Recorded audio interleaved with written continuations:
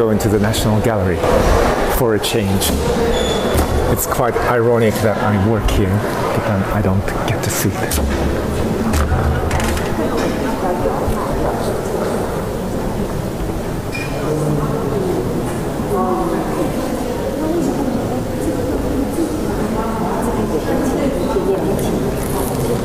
A portrait by Eugène Delacroix. Sounds French. Probably was French.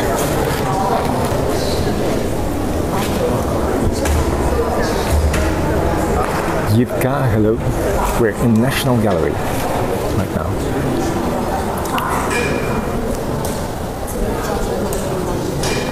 Okay, Grand Manner Portraiture. I'm gonna, for 400 years, life-size, full-length Grand Manner portraits were pictures of stately homes and palaces associated in the 16th century with the great of the Habsburg dynasty. The full-length portraits, imposing in scale and cost, was swiftly embraced by the society's upper echelons, from merchants to monarchs, while primarily intended to... Sorry, I'm like just waking up. Primarily intended... Ooh, sorry, that was probably too quick. Primarily intended to convey a sitter's exalted status, full lengths were also painterly showpieces, which artists enlivened with complex artful poses and dazzling depictions of the latest, most luxurious fashions. The magnificent paintings in this room encapsulate the range of grand portraits in the National Gallery's collection, from the Renaissance to the close of the 19th century. The earliest full-lengths, like Moretta de Brescia's Portrait of a Man of 1526, perhaps the first known independent full-length painted in Italy, often adhere to somber, spare formula. In the following century, the Flemish artist Anthony van Dyck mannered portraits of swaggering aristocrats became the standard to which all others were compared, especially in Britain. It was with Van Dyck's example in mind that Thomas Gainsborough, Joshua Reynolds, and Thomas Lawrence created the masterful full-lengths. Oh, cheers, coming home. On view here. Hello guys. This room, known as Central Hall, was designed by architect John Taylor, 1833 to 1912. He lived. Construction was completed in 1887, the 50th year of Queen Victoria's reign, an anniversary commemorated in the inscription above the triple doorway. Lord Jacob Rothschild, referred to in the inscription above the opposite door, supported a restoration campaign 30 years ago. The recent refurbishment, which includes new flooring, wall coverings and improved lighting system, has been made possible through the generous support of the Rothschild Foundation. Okay, let's hope the internet connection holds up. Fran, hello. Kamayang, hey. Okay, who's this guy? Paolo Veronese, 1528 to 1588. Portrait of a gentleman of the Sarranza family, about 1585. So this one is from the 16th century.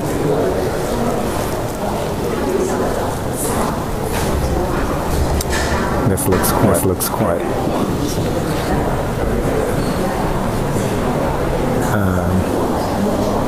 All as well. Let's walk to where there's not too many people, hopefully. Ooh.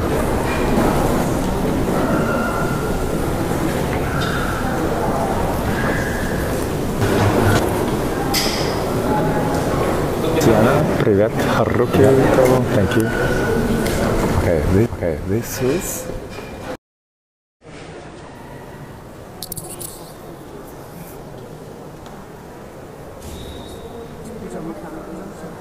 Yay, okay, connected to Wi-Fi now.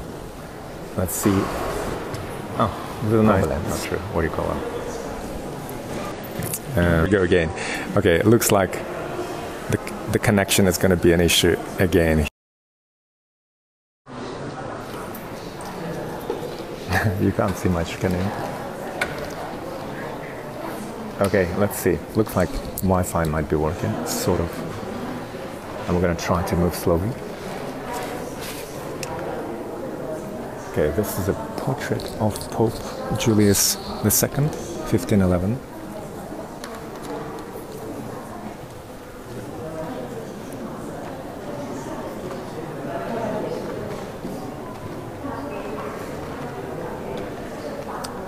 Lorenzo Lotto, lots of Italians. This is probably all from the Renaissance era.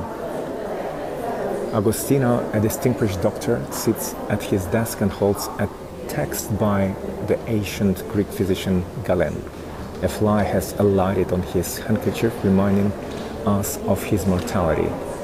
He would die the next year. The figure of his son Niccolo may have been added at a later stage, turning the picture into a touching tribute to family and succession. Can anyone see the fly? Tatiana. Oh yeah, the fly is on the handkerchief there. Can you see it? Just over there. Yarina, привет. Okay, let's keep walking. This is Erasmus. Oh, this is Erasmus. They have a University of Erasmus in Holland, which is in Rotterdam, and I think it's also there's like a European scheme of exchange between universities, which Britain was part of before Brexit. So young people could go abroad and study a year. Called Erasmus Exchange Scheme. So the humanist scholar Erasmus rests his hands on a book with the inscription, "The Labors of Hercules of Erasmus of Rotterdam." This alludes to his greatest achievements. He produced editions of the Holy Scriptures and of the Church Fathers. Can you guys hear me, by the way?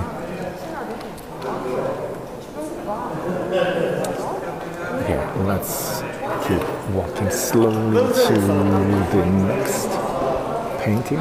Look at this lady.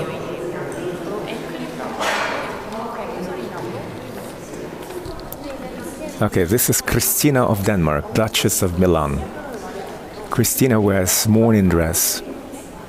She was widowed in 1535. The portrait was painted for Henry VIII, who was seeking a fourth wife after the death of Jane Seymour. It is the result of a 3-hour sit-in with Holbein. The marriage negotiations failed, but painting was retained by the king. Okay, a potential, one of the potential Henry VIII's wives. I think, did he have 6 wives? Let's go. Who is this? Okay, this is Tizian, a famous Italian painter. Portrait of Girolamo. Oh, this is like almost like, hey Daphne, thank you. Girolamo, like Girolamo, the pianist that we have. Slightly different spelling with an E instead of an I. Girolamo, the likely sitter, was a grandson of Doge Marco Barbarigo. Aged 30 in 1509, he was granted the Venetian government office of magistrate responsible for navigation. His blue sleeve dominates the picture, appearing to protrude towards us. This device was taken out by Sarto in his portrait of a young man nearby. Okay, you can see the blue sleeve there. Cool. This is portrait of a young man holding a letter.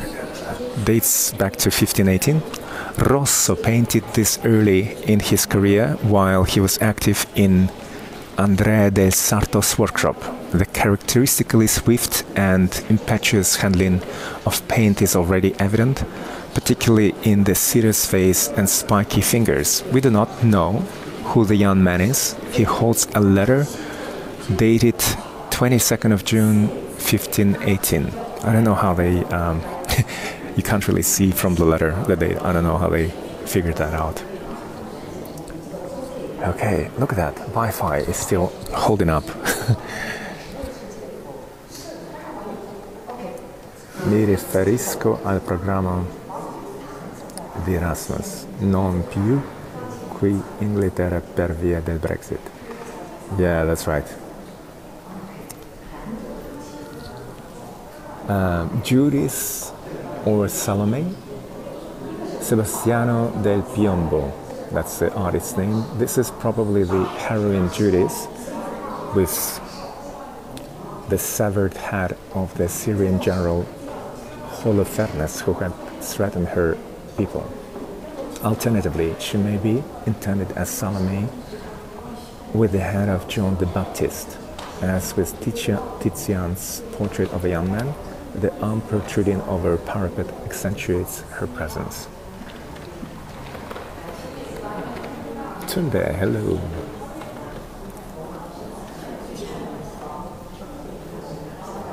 Okay, let's keep walking. I'm gonna walk a little bit slowly, guys, so that hopefully we don't lose the connection. Oh, this looks like Henry VIII, maybe. Is it? Let's have a look. Maybe not. Let's have a look. The ambassadors. 1533. Okay, it's not Henry VIII, but it looks like very much like his style of clothing. Probably the same era. Jean de Dinteville was French ambassador to the court of Henry VIII. Oh yeah, so it was the same era. In 1533, the inscription on his dagger reveals he is in his 29th year. George de Salve, Bishop of Leyer, right on our right, visited London in April 1533. The book on which he rests his arm indicates he is in his 25th year. The picture was painted by for Dinteville and hung in his family house in Policy, Champagne. Policy is marked on the globe next to him. The meaning of the objects on the shelves has been much debated. The broken string of the lute is symbolic of discord, perhaps a political and religious disharmony in Europe at the time of the Reformation. On the floor between them is a distorted skull. When viewed from the right-hand side, the perspective corrects itself and the symbol of mortality becomes clear. In the top left-hand corner of the picture is a silver crucifix and a reminder of the Christian promise of salvation. Okay.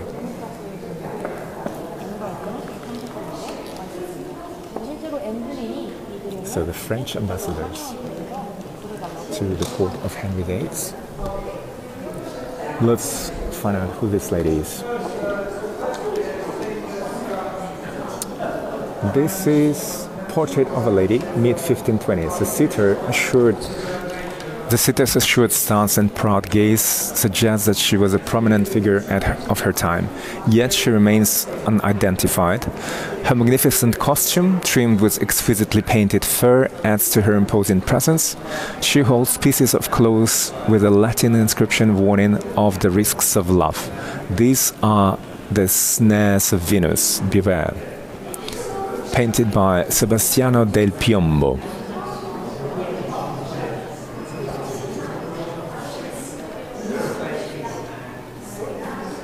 Who is this? This is painted by Giovanni Battista Moroni. Portrait of a gentleman, Il Gentile Cavaliere. Okay. The sitter's fashionable costume shows French and Spanish influence.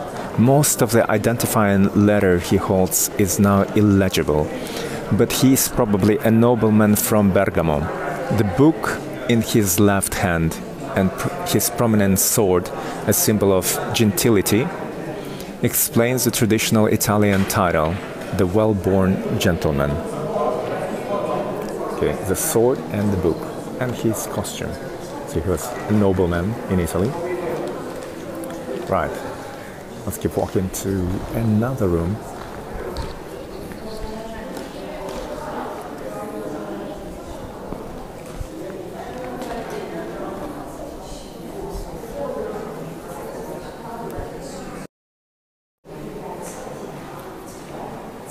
Yeah, so here we go.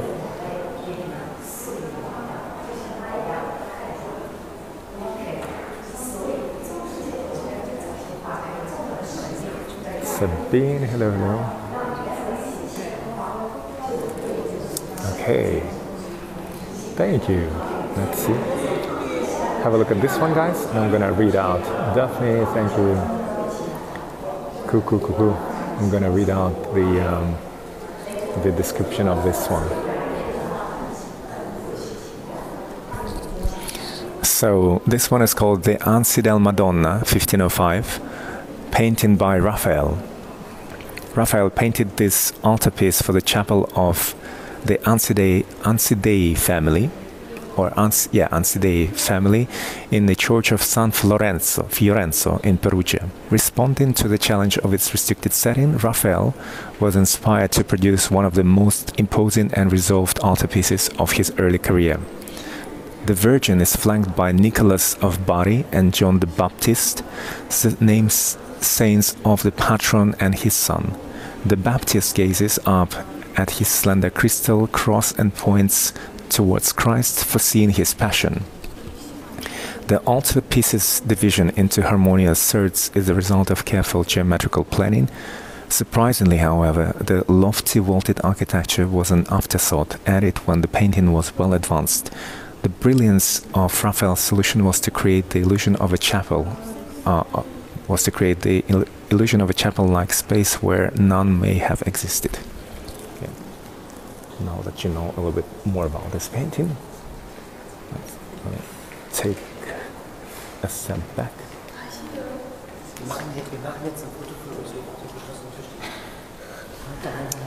Okay, another painting. Oh, the Christ, quanta magnitude. Yeah, quite a big painting. This one is called the Mont Crucifixion, also by Raphael. The little body of Christ is suspended on a tall, slender cross, dividing the composition down the middle in graphic contrast to the receding, mistily drawn landscape. The sun and moon on either side refer to the eclipse that occurred at his death. Angels catch his blood in chalices similar to those used for wine at Mass.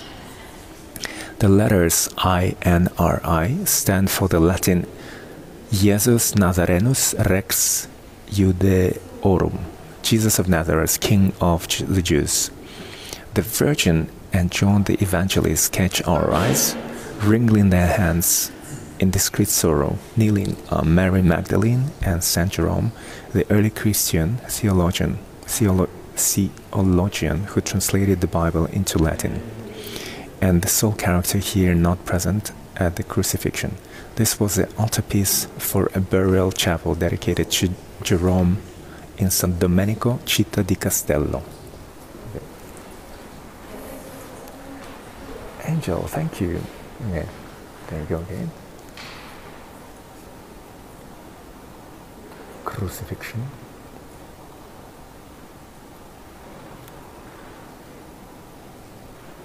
By Raphael.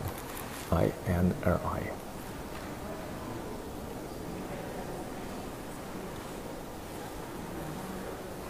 Okay. You guys want to have a look at this one?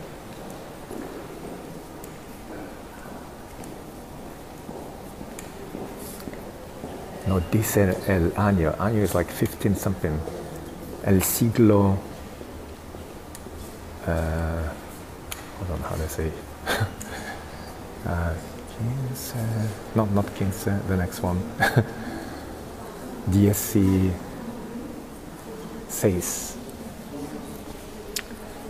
Filippo Lippi, The Virgin and Child, with Saints Jerome and Dominic, painted around 1485. The Virgin Mary, seated in a landscape, feeds Jesus. This is echoed in the tree above by a bird carrying a worm to its young. The figure walking with an ass on the hill behind her may be Joseph. Saint Jerome is shown twice in penitence on the left and deep inside his cave in the background. His devoted line protecting its entrance. Saint Dominic is dressed in the habit of the Dominican order and holds a lily. Behind him is a hospital, perhaps reflecting his charity. The predella, the area below the main altarpiece, shows the dead body of Christ supported by Joseph of Arimathea, with Saints Francis and Mary Magdalene lamenting to either side. The altarpiece was painted for a burial chapel in the new church of San Pancrazio, Florence.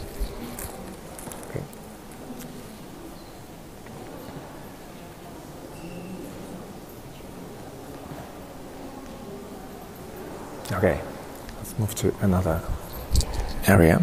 I might lose you for a second there. Let's go. So in this room we have Cranach, Gozert, Hals, Leonardo, Michelangelo. Oh, all the like Italian Renaissance people.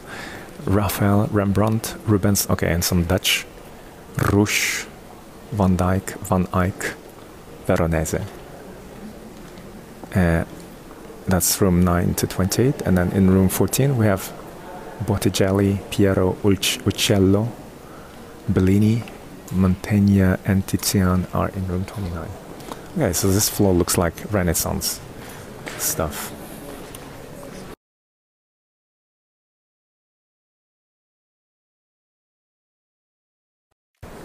I think it says that it shows some cruelty and the life has been restricted. That's funny. I've never had this before. The Adoration of Kings. I don't even know how to do this. Hold on, give me a second. I need to...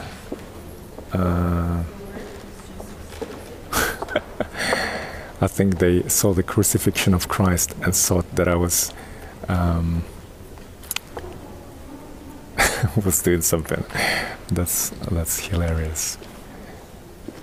Okay. Hey Julie. Essere estretti. Yeah, for some reason it's not gonna show up in search results apparently because of the oh my god, that's funny, because of the picture, the painting of crucifixion of Christ, the road there. I know, that's funny, no? Don't you think? We're in a national gallery and they think it's shocking content. Okay, anyways, Dosso Dosso, the painting is about, he lived about between 1486 and 1542, the Adoration of the Kings. This nocturnal depiction of the three kings honoring the newborn Jesus reveals the flickering brushwork for which Dosso is noted. The huge moon with a pink aureole is traversed by inky clouds. It casts a mysterious light, picking out features of the fortified town in the background. So, what are the three kings? Oh yeah. 1, 2. Is that a king as well? Oh no. 1, 2, 3. Los Reyes Magos. Okay. What is this? This is also nudity and violence. Oh my god. That's hilarious, no, don't you think? The Madonna of the Cat, La Madonna del Gatto, painted around 1575 by Federico Barocci, who lived between 1533 and 1612. This Holy Family is characterized by an unusual informality and liveliness. The Virgin suckles the infant Christ while Saint Joseph stoops forward to observe. Saint John the Baptist teases the cat by dangling a goldfinch. Where's Saint Joseph? Hold on. Okay, Saint Joseph the Baptist is this child. This is the Christ, Madonna, and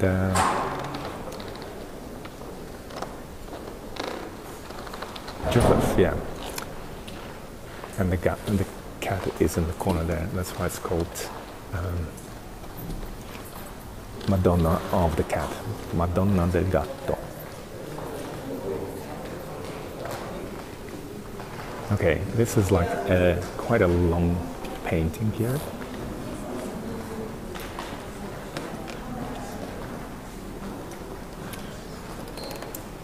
So let me read out what it's all about. Give me a sec.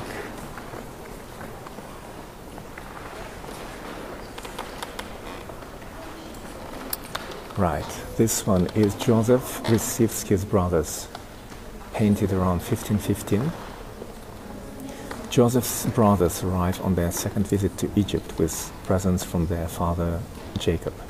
They still do not recognize Joseph as their estranged younger brother. On the right, they leave for home carrying sacks of grain. Joseph has hidden a silver cup in the sack of Benjamin, the youngest brother, seated on the donkey. The outline of the cup is visible below Benjamin's hand. Okay, let's see. The outline of the cup. Let's see if we can find it. On the right.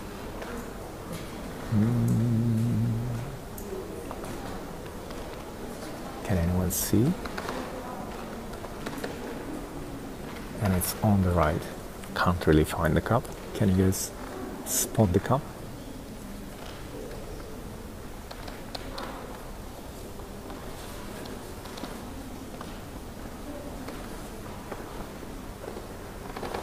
Should be on the right. Never mind.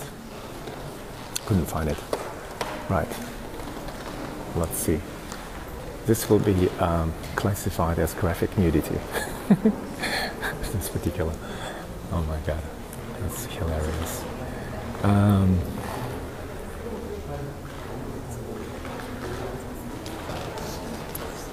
Let's have a look at this picture first, and then I'll go and read out the description of it.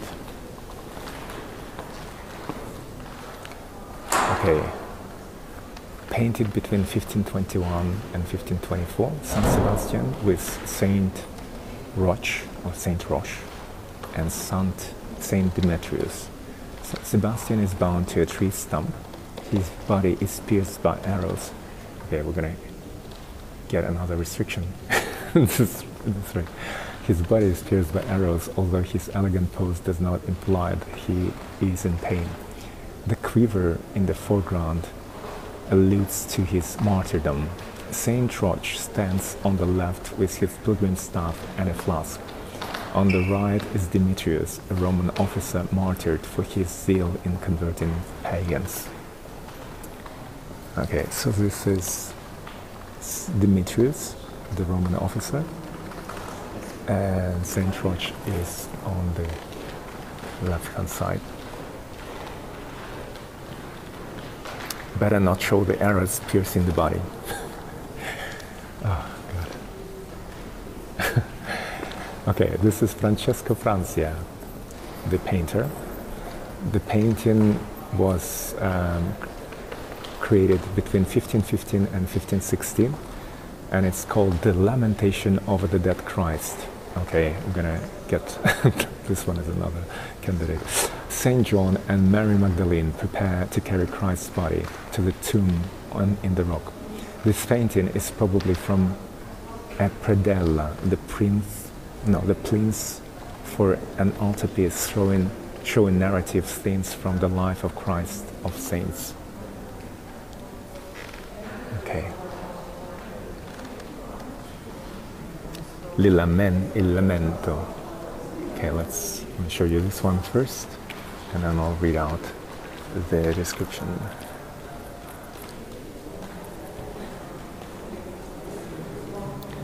So the restriction is on for 10 minutes, and apparently the video won't show in the in the search results. But you guys can share it. I think that probably sharing should be okay still. Okay, let's read out this one. The painting is called A Pagan Sacrifice, 1526. The painting depicts a mysterious ancient rite described in a popular romance called the Hypnerotomachia Polyphili, Dream of Polyphilus, published in Venice in 1499. That's a romance that was published in 1499, and then the painting was created 27 years after. It was published, it was probably not intended as an illustration to the work, but as a representation of pagan sacrificial rites in general. The painting is dated in Roman numerals on the step of the altar. Dividere.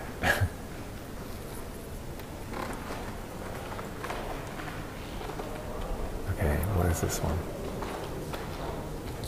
This one is from 1524 or 1526, a man embracing a woman, created by Dosso Dossi, who lived between 1486 and 1542.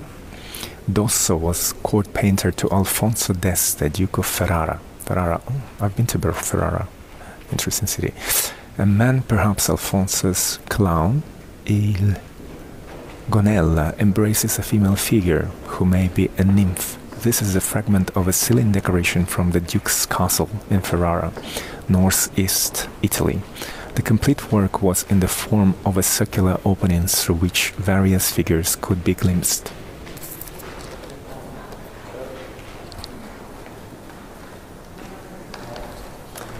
Okay, let's see what else is here.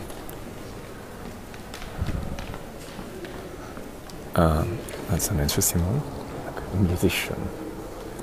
Ferrara è veramente bella. Yes, Gloria is saying Ferrara as a city is really beautiful.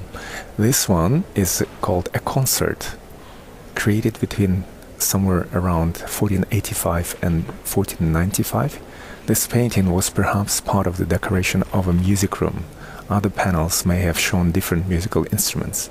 Artists in the 15th century were interested in the challenge of capturing song in paint and the expressions of people singing. Here, Lorenzo Costa, that's the name of the painter. Costa shows three singers in harmony. The two singers on either side are beating time on the marble parapet.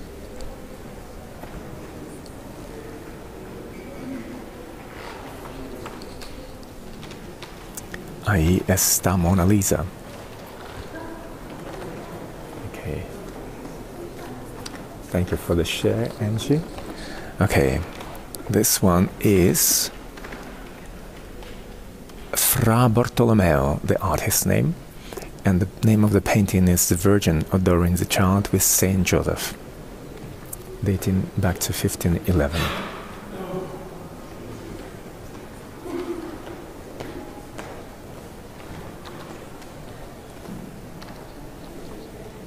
Okay, the restriction has been lifted by the looks of it. Let's see how soon we're gonna get another one. That's funny.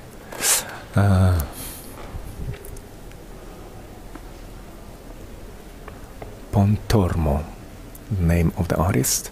Pharaoh with his butler and baker. That's the name of the painting, dating back to 1515. Joseph was strongly imprisoned after his master Potiphar's wife accused him of trying to seduce her. While in prison, he interpreted the dreams of Pharaoh's butler and baker. Here, the baker is taken from prison at the top right and below right, led to execution. The butler is shown descending the staircase and serving Pharaoh bottom left. Okay, this is probably going back to the time where the Jews were expelled, or were in Egypt and then they were expelled afterwards. Okay, well, might lose the connection now between the rooms. Let's hope it regains itself.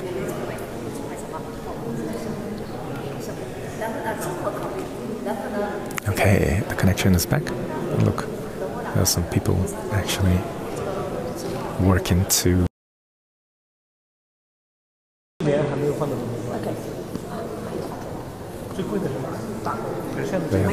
some people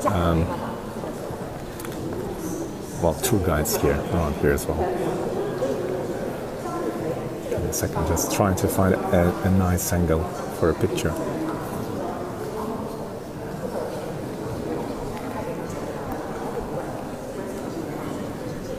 Oh, this is a good one, for sure.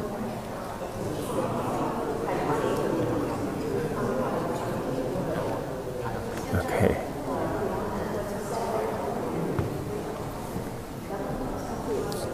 Oh yeah, I'm trying to be quiet here because we're in a museum. I think, yeah, Gloria probably has been here. Just look at the size of the paintings in this room. I'm gonna pan slowly.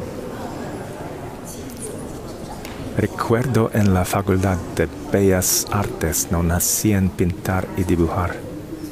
Que recuerdos.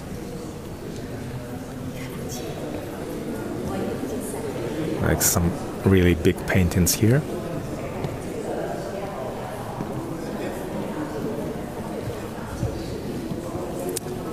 Hello guys, those of you who've just joined.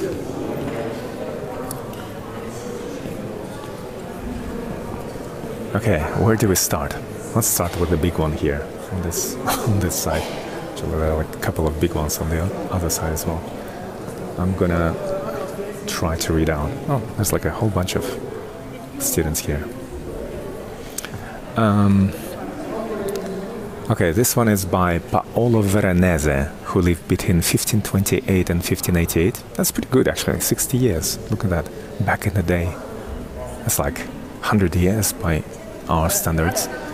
And it's called The Adoration of Kings, created in 1573.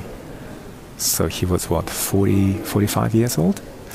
A shaft of light illuminates the Christ child before Madonna. So Angie is saying, look at that painting.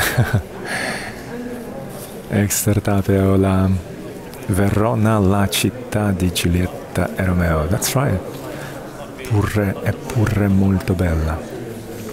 Been there too. Yeah, they have in Verona they have a really nice Roman Colosseum where they put some oh, piano, look at that, for the piano, grand piano, where they stage some operas even, I reckon. Okay, look at this one from afar, and I'm gonna read out the description to you in a second. Okay, let's see. No nudity or violence in this picture. Hold on, there's a large enough. Okay, nudity in this one. I'm gonna read out this one to you guys because there's a lot of people there. This one is also by Paolo Veronese, the same artist as who created that big painting there, large painting.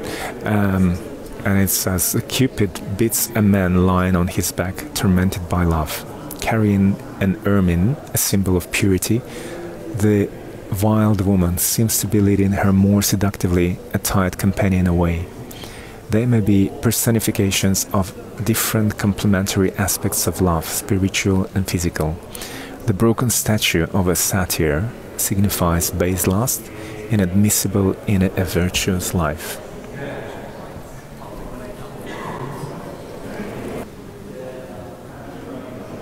La Reina di Verona, that's right.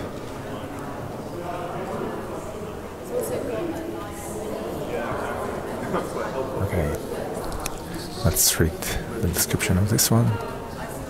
Okay, this one is by Tiziano, and it's called The Vendramin Family, created about between 1540 and 1545.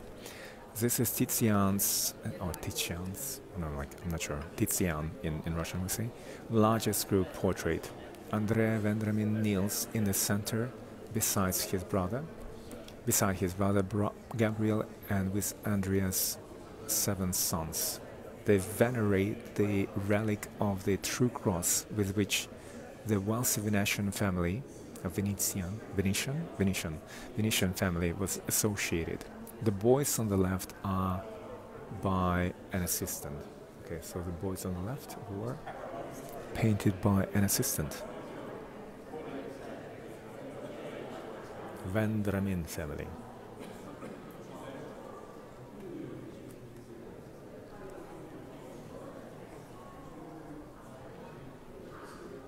Yeah, so Gloria is saying in the arena of Verona they stage operas as well. Okay, this one is again is by Paolo Veronese. Unfaithfulness, the title of the painting, created around 1575. With her back turned on us, a nude woman performs her part in a love triangle. She avoids the enraptured gaze of her bearded suitor to look at the younger, more finely dressed man, who in turn looks away. A note, presumably a love letter, passes between them. Their animated poses are echoed in the undulating forms of the trees, as if in a dance to the music of love played by winged Cupid at lower left.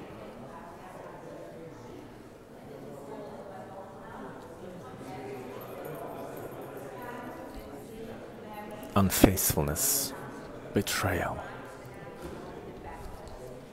And she looks like a typical Florentine townswoman with a hairdo, which was typical for that time. So the art is practically. Okay, some excursions here. Oh yeah, well, look at the Madonna. I'll read out to you the description.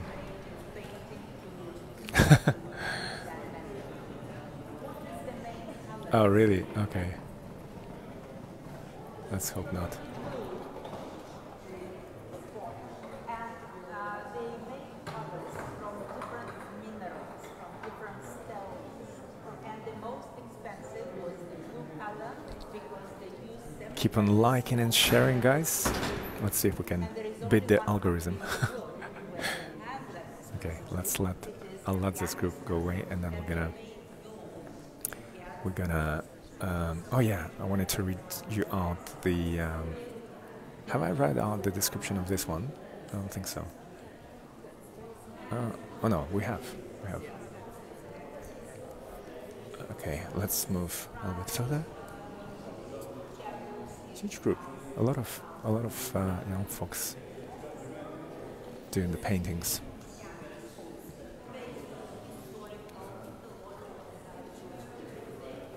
Let's go to this side. There's a little bit less people. Darius versus Alexander the Great.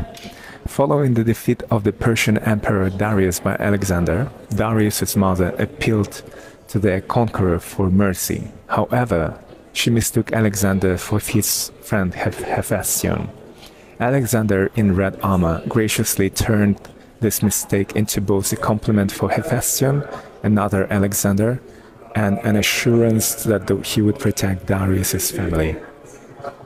Okay, so this is a depiction of Alexander the Great's conquest and defeat of the Persian Empire. And this is Alexander the Great in red. They're dressed in medieval armor. Look at that. That's okay, so it's like a modern interpretation. It's almost like, what's the word? As if, you know how there was a version of Romeo and Juliet that was shot in the modern times with modern clothing. It's the same in this case. They depicted Alexander and the Persians in the clothing of their time. Hey Sylvie, hello. And this is Darius's mother pleading Alexander the Great to show mercy, which he did. I think a lot of his generals married into the some noble nobility of the peoples he conquered. That's how the empire actually survived in a way. Another Paolo Veronese. Something to do with love, probably. Look at this. Okay, I'm gonna read out. Happy Union. Painted about 1575. A lavishly dressed woman receives a crown of leaves, signifying virtuous love from a girdled figure, probably Venus, goddess of love, acting as protector of marriage. She sits on a sphere and a horn of plenty, symbolizing prosperity. Oh yeah, horn of plenty, look at that. Okay. Luckily, it covers her bum, otherwise we'd be in trouble. The olive branch held by the woman symbolizes concord. The dog symbolizes marital fidelity. Although wingless, the little boy chaining her in a happy marriage may be Cupid. Okay, so this potentially could be Cupid. The dog that symbolizes the loyalty.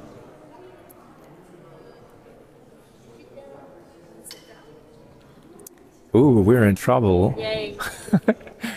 Wow, okay. The an allegory of the this Venus and Cupid, painted about 1545, Bronzino. 1503, that's the name of the painter, who lived between 1503 and 1572. The painting was intended as a difficult riddle. Cupid kisses his mother Venus. The boy with rose petals probably represents jest. Other figures, I'm not sure who jest is, other figures may stand for fraud and jealousy, and perhaps pleasure. Okay, jest might be like one of the gods, or something to symbolize some sort of an emotion. The bearded man, frustrated in expression and action, is time. Okay, that's time over there in the right corner. The picture was almost certainly commissioned by Costino di Medici, ruler of Tuscany, for King Francois I of France. Okay, Medici, a very powerful dynasty in Italy and also in French history. Okay, let's have a look at this one.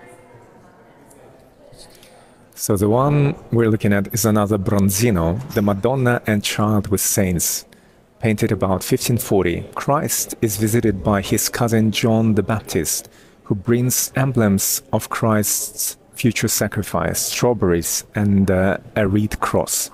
Christ gazes rapturously, I'm not even sure what that word is, rapturously at the cross, while his mother looks on with tender sadness.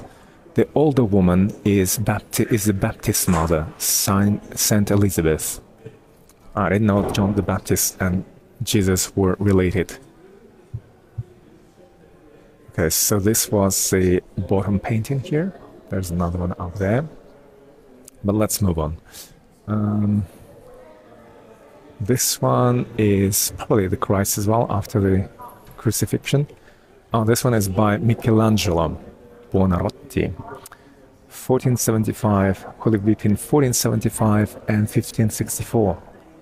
Oh my god, that was hold on, 89 years he lived. That's a pretty long life, even by today's standards. And it's called the Entombment, or Christ being carried to his tomb, painted about 1500 or 1501. This unfinished altarpiece shows Christ being carried to his tomb. He has been lifted from the laps of Mary Magdalene, seated at left. So Mary Magdalene is there. And the Virgin plant, but not painted at right. His lifeless. Okay, so the Virgin was going to be here in this empty space here.